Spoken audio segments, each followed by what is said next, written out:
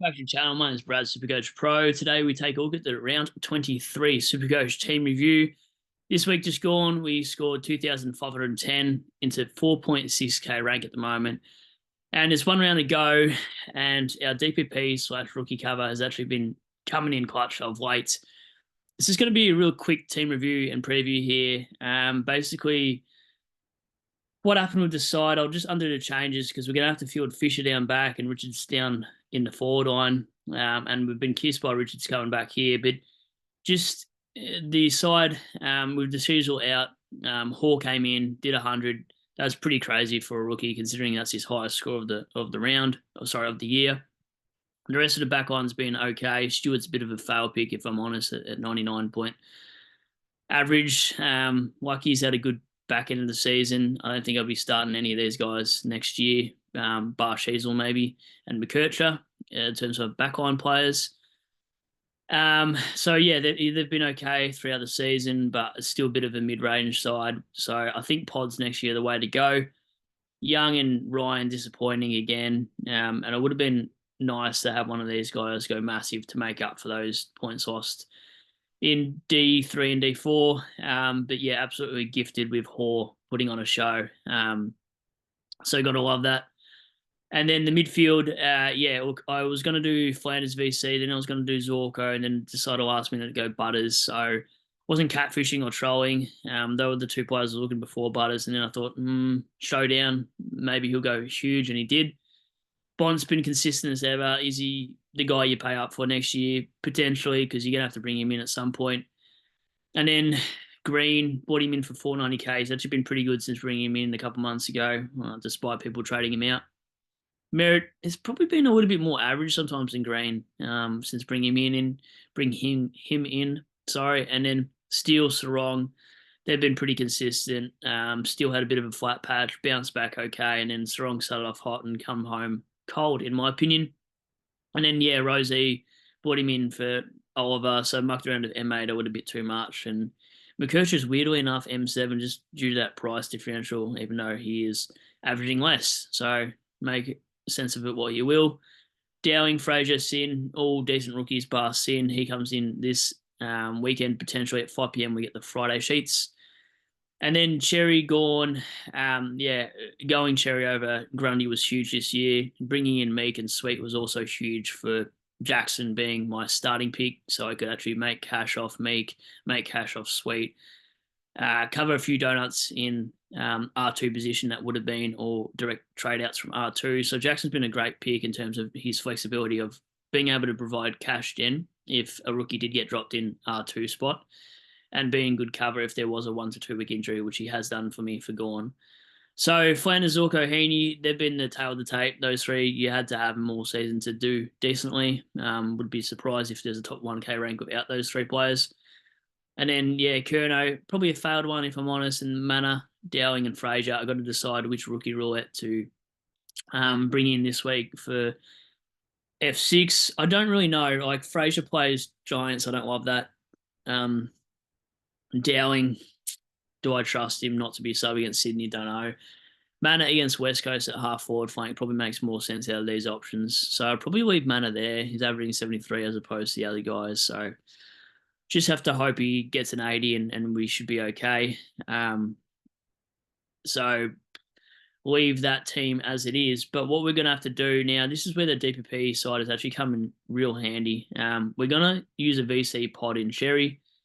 Straight C Butters if we need to, but Cherry's coming in clutch so much lately that he should be fine. Now, we moved Fisher down back because we brought Campbell Gray in to cover these sort of issues. Houston gets a 5 weeks, whatever. I won't go into that. I'm not a Port supporter, so I don't really care. But Fisher goes back, Hall goes back, and then Richards comes in to play Curnow's role. So the side, DPP wise, has probably been one of the better sides you'll see out there. Potentially, I'm not sure how many other people have set it up to be this flexible. Even the rookies have actually done pretty well at nailing the majority of them, but probably haven't kept the right rookies at times, which is a given, or else my rank would be better positioned than what it is now. But considering I've been floating between 13K, 8K for a lot of the season, to nail 4.6K with 1 round to go, I'm just hoping I don't get outside the top 5K just for the channel's purpose, I suppose. So yeah, we've made a good comeback. It's been a slow one, and as I said in the video before, I'd rather sort of um, come good late than have a really good start for the year and then fall off heavily. So I'd kind of rather the opposite, which is what I'm doing now. So thanks for everyone for jumping on the lives this year. It's the first time I've done the lives. I've had a lot of support. There's been a lot of regulars, and I really appreciate them. Even DMing me when I'm late on a video has been actually really nice, saying, "Hey, when are you going to do a video? When are you going to do a live? How are you, mate?" I've really appreciated that sort of feeling of actually more than just subs, actually friends now, and hopefully get to see a few of you tomorrow at the Richmond and Gold Coast game. If not afterwards as well, just message me on Twitter and I'll let you know where I'm out. So probably we'll have a bev or two, talk a bit of SuperCoach, whatever you want to talk about, really. So that's the side going into the round. That's the review done. I'll do a review probably Monday for the side. We'll look at a trades video during next week. I'll probably smash out a few videos and then take a couple months off and do some bigger and better things with some other content creators, which I've jumped on some videos. Obviously, the regulars like Steve had been a huge part of the jump on and jump off in the start of the season. Hopefully, we can continue that next year. Do some lives again with himself, Damo from SuperCoach Edge. I'll have to have him back again. Same being a SuperCoach, AFL rookie coach if he wants to do some more again next season. There's a few of you. If they've missed a few, my apologies. I'm just trying to smash this out one pretty quickly. It is a late video. So cherry into butters. The team's looking okay. I've got emergency in my midfield, but that doesn't really help, to be honest. Like, it would have been nice to have another D7 I could loop, but she's on Houston out and Kerno's out is huge. So hopefully these rookies playing like Hall and Richards, again, Hall goes a ton, that'd be amazing, and Richards goes above 70. Actually would get a leg up on most of the competition if those rookies go well. Manor, Richards, and Hall, if they can get you, what's 80 times 3, 240 for the three of them, it'll actually be a really good score in terms of a 2.5, I think, is what I need this week. I think par with all the donuts would be about 2.450, just with how the sides are pretty stacked up. And I think if you nail your VC this week, this is where you go for ham. You just go for the biggest VC you can see. No point going for a safe.